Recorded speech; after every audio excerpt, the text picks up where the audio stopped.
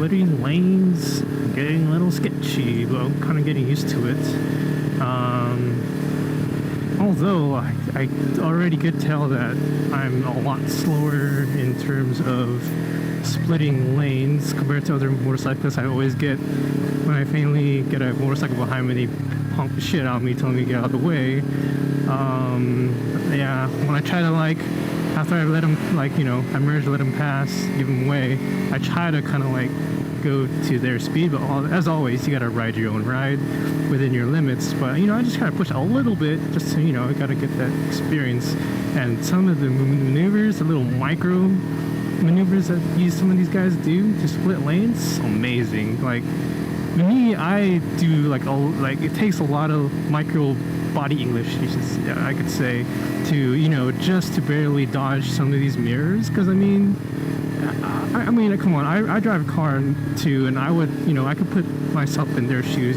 For some motorcyclist just, out of nowhere knocked my mirror, even if it's just a tap. I understand, you're in a 5-ton vehicle, and it's just my windshield. I mean, my versus your mirror is not really gonna do much damage. Usually it shouldn't, but it's still kind of inconsiderate, So I mean, I would feel guilty still. I know maybe some of you guys don't care. It's part of the lane split. Sometimes that happens, but I get it. I'd probably be a little irate as well. Hey, look at this guy. Oh my God, he's low. Sometimes I'm a little jelly of all that cargo space they get. So, giving a little wave, because that was definitely a cool cruiser. He's just chilling with traffic. I don't blame him. He has a big fat bike. I would not lane split with that wide load he has. But then again, I've seen cruisers gracefully split lanes better than I do on this little 300cc, which is should be really flickable with an experience where I can fly through this no problem without even touching a single car. It's really cool to see experienced people split lanes. I know there's a lot of mixed opinions in terms of lane sharing. I know almost every other state, any motorists be like, what the fuck are these California motorcyclists doing? They have a death sentence? But I mean, honestly, it really depends. I mean, think about it. Anywhere else around the world, motorcyclists or two-wheel vehicles like scooters and stuff, they're part of the traffic. It's to be expected. Motorists are used to it. And so look at some of these considerate people I run into. They totally merge out of the way. They understand I'm coming. That's really cool of them. I usually give them 90% of the time, if I could, let my hand off my clutch handle side, my clutch side, I give them a little wave as a little thank you gesture. I mean, anything to increase the positive vibes between motorcyclists and regular motorists. I always see, every time I see a lane split video, and then I always see comments on YouTube or something, it's always a fight between cagers and motorcyclists, in terms of entitlement and all that. It's just, we all share the same public road. I mean, we all share, we all pay money to help the city maintain these roads. We both have equal right, so why can't we just respect each other? We're all human beings. Any reasonable person should respect life, whether they're on a motorcycle or they're in a cage, But unfortunately, I mean, I'm a cyclist too, a road cyclist. Those guys who wear lycra, spandex, I'm sure even motorcyclists talk shit. I mean, there's always a little person that you always people hate. Both motorists and motorcyclists, from what I see, online, hate bicyclists. Obviously, with every quote-unquote label or classification group, there's always just a few that have to ruin the name for everyone else. So yes, I understand there's the shitters of cyclists, the shitters of motorcyclists, and the shitters of motorists, But any logical person can come to a conclusion that in any kind of group, there's going to be those just few people that are to be expected to be assholes, and you can't really do anything about it. They're just mad at the world. They're bitter. Let them be bitter, and let them talk their shit. But it doesn't mean you should throw fuel to the fire and create more potential animosity between everyone. No one wins from that. So I don't know. In the end, it's just all the ego talking, all the chest puffing, internet keyboard warriors, or whatever. So instead of taking sides, kind of understand from both sides of the view, both perspectives, and then we could agree to disagree, but it doesn't mean we have to talk major shit and build up the hate between each other, because hate just leads to, in the end, unneeded violence, hatred, animosity that could potentially trigger the wrong person to do, negative things towards others. Like let's say the motorists just had a negative experience with motorcyclists because of just entitled motorcyclists decides to, smash someone's mirror. I mean, sure, maybe whatever they did, life-threatening, sure, but I mean, in the end, you didn't die, you're alive, and do you really have to smash that mirror? I guess that's a judgment call based on your personality and what, I'm more personally, I'll speak my mind about it, but do I really, will I ever smash a mirror? Probably not. I'll give them an earful if I really have to, and I have, if I'm not like in a freeway where I can't stop, sure, I will definitely say something. I have nothing against raising my voice, but I think, breaking side view mirrors and running off doesn't solve anything.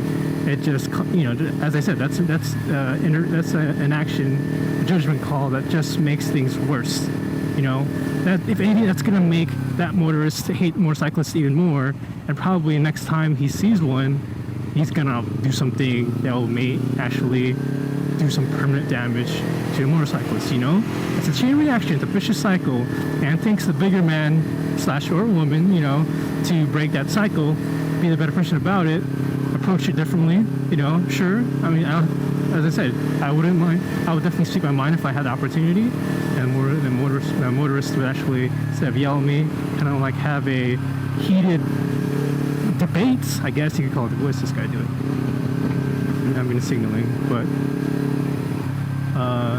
yeah. So I should stop. I'm still relatively new to lane splitting, so I should have a little bit more focus on the road instead of. But at least you can see how. At least my perspective is with lane splitting and how I'm a big lurker online.